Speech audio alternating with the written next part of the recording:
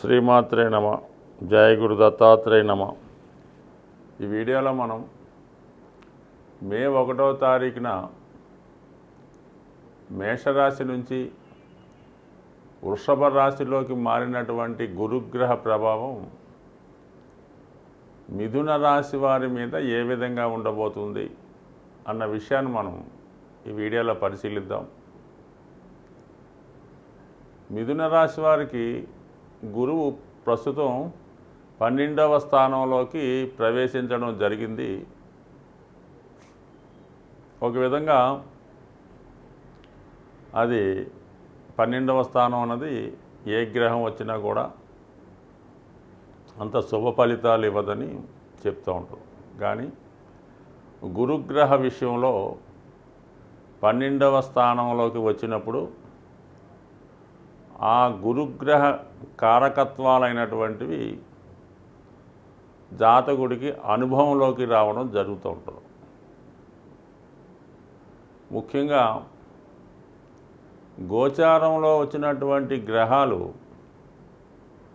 ఇచ్చినటువంటి శుభ ఫలితాలు జాతకుడి యొక్క జన్మ జాతకంలో అవి లిఖించబడి ఉంటే, ముఖ్యంగా జన్మజాతక ప్రకారం జాతకుడికి సంతాన యోగం ఉన్నది అనుకున్నప్పుడు గురువు ఖచ్చితంగా మరి 12వ భావంలోకి వచ్చినప్పుడు మరి గురువు సంతాన కారకుడు కాబట్టి ఆ భావ ఫలితాన్ని ఇవ్వడం జరుగుతూ ఉంటుంది. సో అందువలన ఏంటంటే జాతకుడికి మరి ఖచ్చితంగా జాతకంలో ఉంటే దశ సహకరిస్తే ఆటోమేటిక్గా ఫలితం అనుభవంలోకి రావడం జరుగుతుంది. ముఖ్యంగా ఏంటంటే 1 సంతాన సంబంధించిన విషయాలు, 2 ఉన్నత విద్యా అవకాశాలు. ఎవరి జన్మజాతకంలోనైతే గురువు 1000 స్థానంలో ఉంటాడో వాడు ఖచ్చితంగా డబుల్ డిగ్రీ కలిగి ఉంటాడు, అంటే సంపూర్ణ విద్యను అభ్యసించడం జరుగుతూ ఉంటుంది. సో ఈ కారణం వల్ల జాతకుడికి ఈ 2 కూడా ఈ సంవత్సరం ఖచ్చితంగా రావడం జరుగుతుంది. ముఖ్యంగా దశమ స్థానాధిపతిగా ఉన్నటువంటి గురువు 12లోకి రావడం, అలాగే వ్యయస్థానం అన్నది దూర ప్రాంతం, విదేశ అవకాశాలు రావడం, జాతకుడు ఖచ్చితంగా అతను ప్రయత్నపూర్వకంగా చేయడం వల్ల ఖచ్చితంగా విదేశ అవకాశం ఈ సంవత్సరం జాతకుడికి రావడం జరుగుతుంది.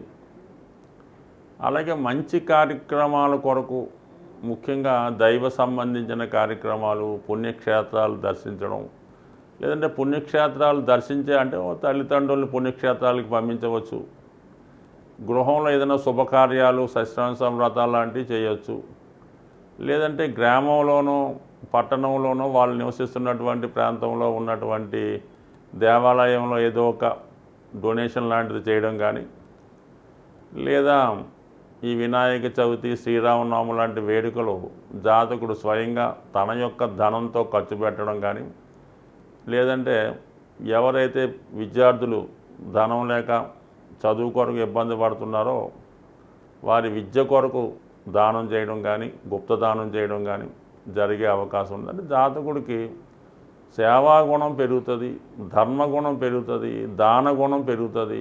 ఇవన్నీ కూడా మరి జాతకుడికి మంచి ఫలితాన్ని ఇవ్వడం జరుగుతూ ఉంటాయి. ముఖ్యంగా ఉద్యోగ సంబంధించిన మార్పులు. అలాగే మరి ఈ గురువు ఎప్పటి నుంచి ఫలితాలు ఇస్తాడు, మనకి మారిన వెంటనే ఇస్తాడంటే ఇంచుమించుగా ఏమైందంటే వీళ్ళకి 1వ తారీఖు మే నెలలో మారినటువంటి గురువు 5వ తారీఖు మే నుంచి 3వ తారీఖు జూన్ వరకు కూడా గురుమౌఢ్యం రావడం వల్ల గురువు తన శుభ ఫలితాలు ఇవ్వడంలో అశక్తుడు అవుతాడు. అందుకని మీకు జూన్ మొదటి వారం వరకు కూడా ఇటువంటి చెప్పిన ఫలితాలు, శుభ ఫలితాలు చాలా వరకు రావడం జరగదు. జూన్ 3 తర్వాత ఖచ్చితంగా జాతకుడికి గురువు శుభ ఫలితాలు ఇవ్వడం ప్రారంభిస్తాడు. అయితే ఈ గురువు మారినప్పుడు చంద్రుడు ఉన్న స్థితిని బట్టి 4 రకాలుగా గురువు యొక్క బలాన్ని విభజించడం జరిగింది. అది స్వర్ణ, రజిత, తామ్ర లోహమూర్తిగా నిర్ణయించడం జరిగింది. ఇదే ప్రస్తుతం చరిత్రకారులు జ్యోతిష సంబంధించిన శాస్త్రజ్ఞులు ఎవరు దీన్ని పెద్దగా ఫాలో అవ్వడం లేదు కాబట్టి, అయినప్పుడు కూడా మరి రాశి వారికి, మిథున రాశి వారికి లోహమూర్తిగా రావడం జరిగింది. అంటే కేవలం గురువు తన శుభ ఫలితాల్లో 25% మాత్రమే మంచి ఫలితాలు ఇవ్వడం జరుగుతుంది. అంటే మళ్ళీ ఇక్కడ ప్రేక్షకులు ఒక విషయాన్ని గమనించాలి. 25% మంచి ఫలితాలు ఇస్తాడనుకుంటే ఒకళ్ళు ఏమనుకుంటే 75% చెడు ఫలితాలు ఇస్తాడేమో అనుకుంటూ ఉంటాడు. అది ఎప్పుడు కూడా అలా జరగదు. గురువు ఎప్పుడు కూడా మంచి ఫలితాలు ఇస్తాడు కాబట్టి 25 ఫలితాలు ఇస్తే కొద్దిగా ఆలస్యంగా అయినా మనకు కావాల్సిన ఫలితాలు ఇస్తాడు. ఒక విధంగా ఏంటంటే గురువు తను ఇచ్చే ఫలితాల్లో ఒక 10% జాతకుడు ఇచ్చినా చాలు, జాతకుడు బహు అదృష్టవంతుడే ఉంటాడు. అటువంటిది 25% ఫలితాలు 12వ భావంలో నుంచి ఇస్తే ఖచ్చితంగా జాతకుడికి మరి సంవత్సరంలో విద్యా సంబంధించినవి, ఉద్యోగ సంబంధించినవి, సంతాన సంబంధించిన విషయాల్లో 100% ఫలితాలు ఇవ్వడం జరుగుతూ ఉంటుంది. ఇక మనకి ఈ 12వ స్థానంలో ఉన్నటువంటి గురువు 4, 8 స్థానాలను కూడా వీక్షించడం జరుగుతుంది. అప్పుడు ఏమవుతుంది, మోక్ష త్రికోణం యాక్టివేట్ అవుతుంది. ఒక విధంగా ఈ రాశిలో ఉన్నటువంటి పెద్దవాళ్ళు ఎవరన్నా ఉంటే వాళ్ళు ప్రశాంత జీవితం గడుపుదాం అనుకుంటూ ఉంటే వాళ్ళు ఏదైనా ఆశ్రమంలో చేరడం కానీ, ఓల్డేజ్ హోమ్లో చేరడం కానీ, లేదంటే ఏదైనా యొక్క ఆధ్యాత్మిక కేంద్రంలో ప్రశాంతంగా ఉండాలనుకున్న వాళ్ళకి ఇది ఖచ్చితంగా ఒక ప్రశాంతమైనటువంటి జీవితాన్ని ఇవ్వడం జరుగుతుంది. సో అలాగే కంపల్సరీగా వాళ్ళు ప్రయత్నాన్ని బట్టి ఉన్న ప్లేస్ నుంచి మారే అవకాశం ఉన్నది. అది కొంతమంది రిటైర్మెంట్ తర్వాత, వాళ్ళు విధి నిర్వహణ తర్వాత వాళ్ళ ఏజ్ని బట్టి ఓ ప్రశాంతంగా ఓ పిల్లల దగ్గరికి వెళ్ళి వాళ్ళ దగ్గర జీవించడం, కొంతమంది పిల్లల దగ్గర ఉన్న వాళ్ళు వాళ్ళని విడిచిపెట్టి ఏదైనా భగవంతుడికి దగ్గరగా ఏదైనా పుణ్యక్షేత్రంలో విశ్రాంతి తీసుకోవడం, లేదా పుట్టపర్తి, తిరుపతి లాంటి పుణ్యక్షేత్రాల్లో ఒక ఇల్లు, గృహం తీసుకొని అక్కడ చేరడం. ఇంకా పూర్వకాలం అయితే కొంతమంది ఇప్పుడు కూడా కాశీపట్టణం చేరి అక్కడ ప్రశాంతమైన జీవితం గడపడం కూడా జరుగుతుంది. అటువంటి ప్రశాంత జీవితం కోరుకునే వాళ్ళకి గురువు అద్భుతంగా ఫలితాన్ని ఇవ్వడం జరుగుతూ ఉంటుంది. సో అలాగే మరి గురువు అక్కడి నుంచి 6వ భావాన్ని వీక్షిస్తాడు 12 భావం నుంచి. కాబట్టి శని భాగ్యస్థానం నుంచి 6వ భావాన్ని కూడా దశమ దృష్టిలో వీక్షిస్తున్నాడు.